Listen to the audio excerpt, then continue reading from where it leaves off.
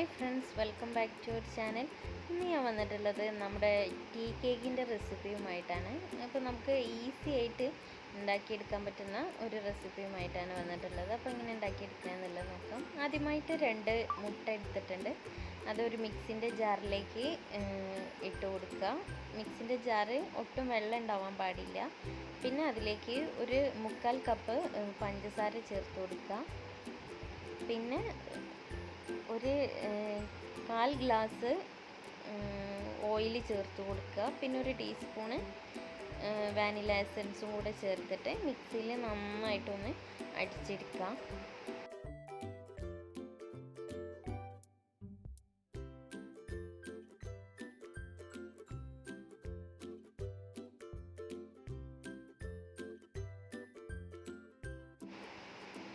പിന്നെ ഈ മിക്സ് ഒരു പാത്രത്തിലേക്ക് മാറ്റാം.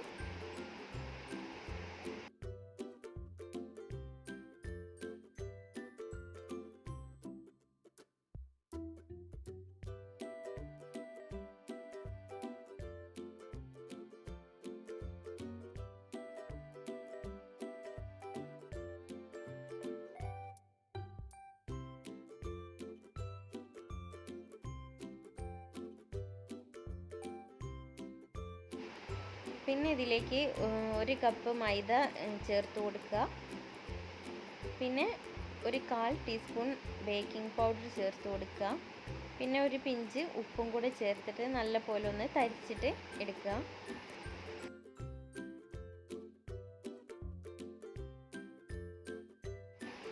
ഇത് വെറും 2 എഗ്ഗ് വെച്ചിട്ട് ഉണ്ടാക്കുന്ന കേക്കാണ്. നല്ല സ്പോഞ്ചായിട്ട് നല്ല സോഫ്റ്റായിട്ടും ഇരിക്കും. അപ്പോൾ നമ്മളിതിലേക്ക് ബട്ടറൊക്കെ ചേർക്കുന്നുണ്ട്. അപ്പോൾ ഒരു പ്രത്യേക ടേസ്റ്റുമാണ്. അപ്പോൾ കുട്ടികൾക്കും മുതിർന്നവർക്കും എല്ലാവർക്കും ഇഷ്ടമാവും. പെട്ടെന്ന് ഉണ്ടാക്കി കഴിയാനും എളുപ്പമുള്ള ഒരു കേക്കാണ്. എനിക്ക് ഭയങ്കര ഇഷ്ടമുള്ള ഒരു കേക്കാണ്.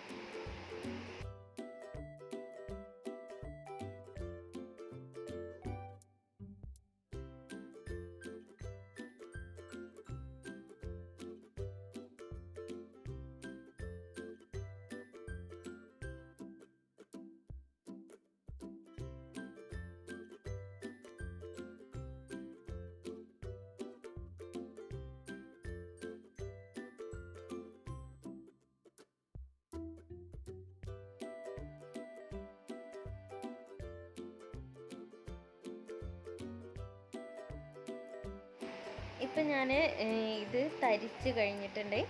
ഇനി നമുക്ക് ഇതൊന്ന് മിക്സ് ആക്കിയിട്ട് എടുക്കണം.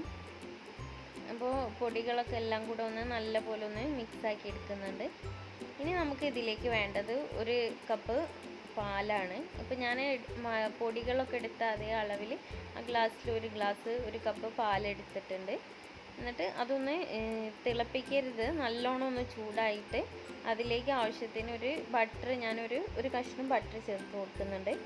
ഏകദേശം ഒരു 2 ടീസ്പൂൺ ഉണ്ടാവും. അങ്ങനെ ചേർത്ത് കൊടുക്കുന്നുണ്ട്. അതൊന്ന് അതിലിട്ട് മെൽറ്റാക്കി എടുക്കുക. അപ്പോഴേക്കും പാലൊന്ന് ചൂടായിട്ടുണ്ടാവും. തിളയ്ക്കേണ്ട ആവശ്യമില്ല. നല്ലപോലെ ഒന്ന് ചൂടാക്കി എടുത്താൽ മതി.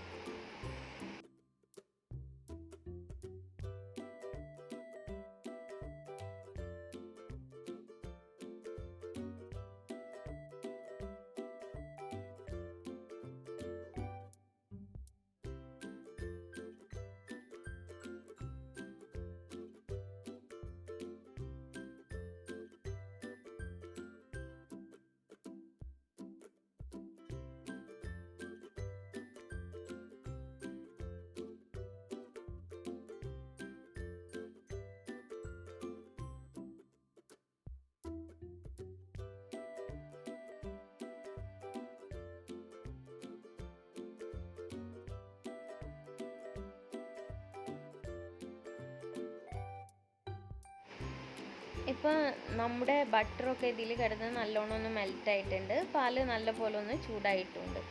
ഇനി നമുക്ക് ഇതൊന്ന് ഫ്ലെയിം ഓഫാക്കിയിട്ട് നമ്മൾ നേരത്തെ ഉണ്ടാക്കി വെച്ച മിക്സിലേക്ക് കുറേശ്ശെ ആയിട്ട് ഒഴിച്ചു കൊടുക്കുക. ഈ ചൂടിൽ തന്നെ ഒഴിച്ചു കൊടുക്കുന്നതാണ് നല്ലത്.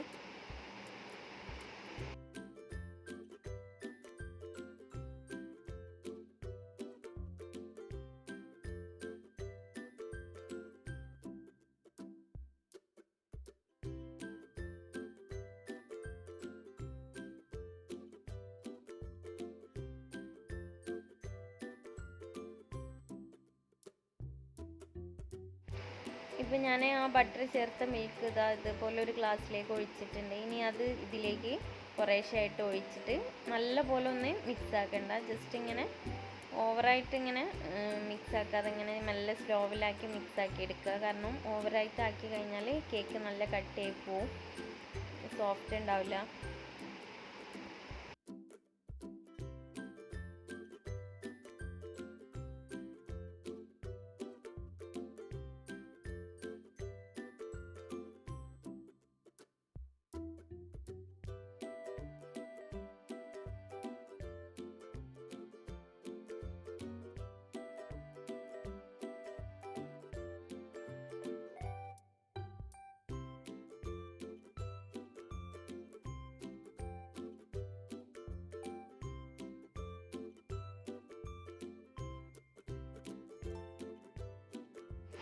ഇപ്പോൾ ഞാൻ മുഴുവൻ പാൽ ഒഴിച്ചിട്ട് നല്ലപോലെ ഒന്ന് മിക്സ് ആക്കി എടുത്തിട്ടുണ്ട്. ഇനി നമുക്കിത് കേക്ക് ഇട്ടിട്ടുള്ള ഒരു പാനിലേക്ക് മാറ്റാം. അതിനായിട്ട് ഞാനൊരു പാനിൽ ഇതുപോലെ ബട്ടർ പേപ്പർ വെച്ചിട്ടുണ്ട്. ഇനി അതിലേക്ക് ഈ മിക്സ് ചേർത്ത് കൊടുത്തിട്ട് നമ്മളൊരു പാന് അവിടെ പ്രീ ഹീറ്റ് ചെയ്യാൻ വേണ്ടി വെച്ചിട്ടുണ്ട്. അതിലേക്ക് ഇതൊന്ന് ഇറക്കി വെച്ചിട്ട് സാധാ കേക്ക് വേവിക്കുന്ന പോലെ തന്നെ ഒന്ന് വേവിച്ചെടുക്കുക. ഞാനൊരു 30 മിനിറ്റ് വേവിച്ചെടുത്തിട്ടുണ്ട്.